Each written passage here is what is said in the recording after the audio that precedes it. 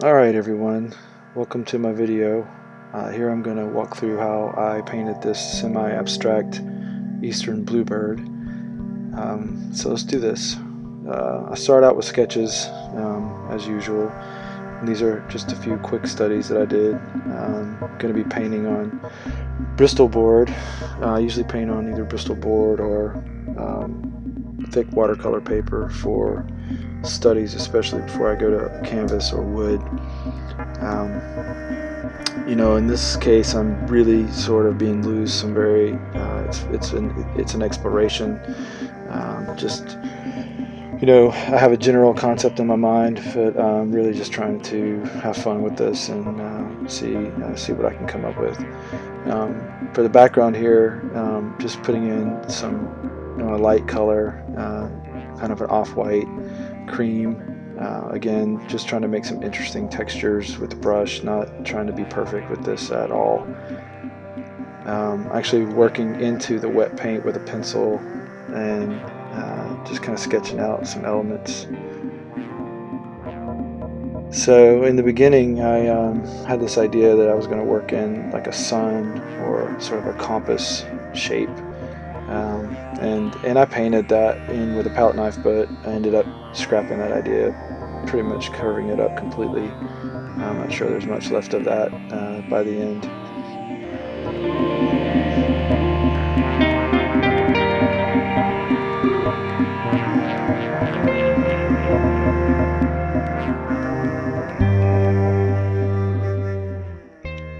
Yeah, so at this point, I'm just blocking in some big areas, starting with the blue and the orange of the bird. Again, not trying to be very careful or be too perfect with this. Scratching the paint with the palette knife, trying to get some interesting textures and effects. I'm not a realistic painter. I have done a few things, but that's really not where my talent lies. I may play with that at some point in the future, but right now I really enjoy the more experimental, loose stuff. Here, I'm going back in and just grabbing a whole bunch of color. Again, I know kind of what my color palette is in my mind. I'm not mixing any colors here. These are all straight out of the tube. Love me some pink. So I'm using a piece of foam core for a palette, which is kind of funny. So yeah, this is like the next level. The paint, the first layer is dried, and now I'm just starting to add in some more color, some more line work, trying to build up texture, and really painting very instinctually. I'm pretty much just looking at the painting and letting my eye sort of determine where I want to go next. Some people might think this looks like, I don't know, a kid could do this, and they could. It's fun. I'm playing around and I'm trying to have a good time with it. One thing I like to do is while the paintings are drying and I have extra color sort of available and paint left over, I will make these little artist trading cards, and with these I'm sort of experimenting even more with subject matter and texture and technique, color, etc. And it gives me something to do while I'm waiting for the paintings to dry or whatnot, and they're fun. I like to give these out as business cards.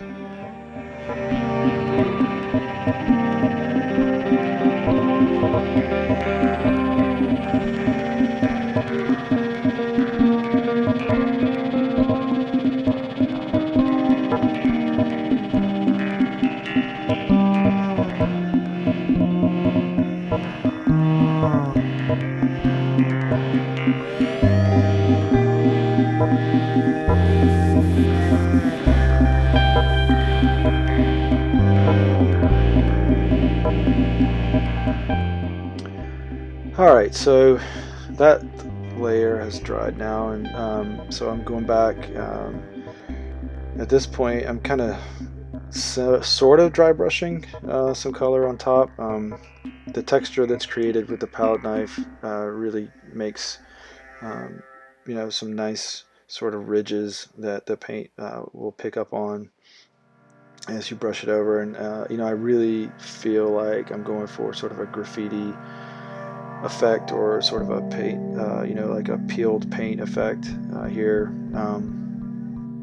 It's just there's just some really nice things that happen sort of accidentally almost when I paint this way.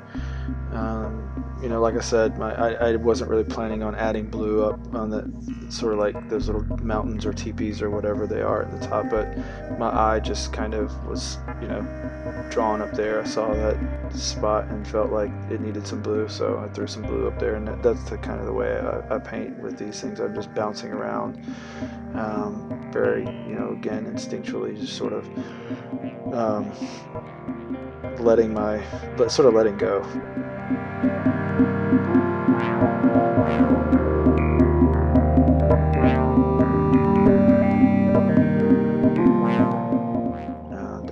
And a lot of people don't like to paint with black, especially pure black, but I don't know, I do. I like to add outlines and sort of use it to accentuate certain areas, and I'm sure I will evolve and do this differently in the future, but that's kind of where I am now. Here I'm adding a little graphic element, little raccoon icon. People that know me know I used to have raccoons as a pet, as pets when I was a kid. Not recommended necessarily. Yeah, so I'm almost finished up here with this guy. Just some last few touches. I could probably paint this thing forever. Just keep on adding layers, but at this point I feel like I'm not going to make it any better. So the last few steps here, is I'm adding this varnish. This is, technically you're supposed to add an isolation layer before you varnish your paintings, but in this case, it's just a study. So I'm just adding a thin layer of varnish to kind of seal it. I think I'd probably let it dry for like a day before I add this layer on.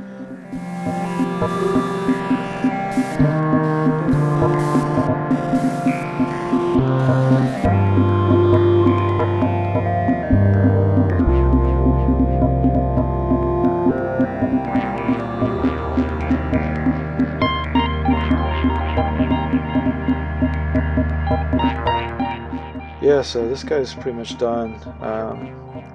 So the last thing I do here is just essentially remove the tape, very carefully. You can, with paper especially, sometimes the tape, even masking tape, can stick to your paint and pull the paint off of the paper or tear the paper. So you have to be a little careful with this part, especially if it's been taped down for a few days or something. And another tip that I learned from one of my buddies at the frame shop was, when you're painting on paper or Bristol board, a lot of times the paper will buckle quite a bit, and Bristol board's not so bad, but I've started to use some varnish or some gesso or something, or white paint or something, and paint the back of the paper, and that tends to help stiffen up the paper and sort of offset the wrinkling, and it sort of straightens it out quite a bit. It seems to work pretty well from my experience. So I'd say if you paint on paper, maybe give that a shot and see what you think.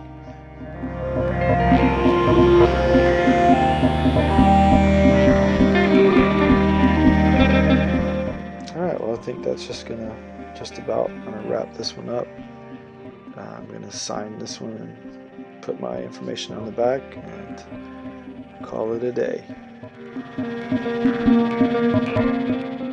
This is how this ended up turning out, and I'm pretty happy with it, especially for a study and the first time really trying to draw or paint an abstract Eastern Bluebird. So let me know what you think. If you like this kind of stuff, there's a lot more coming. Please subscribe.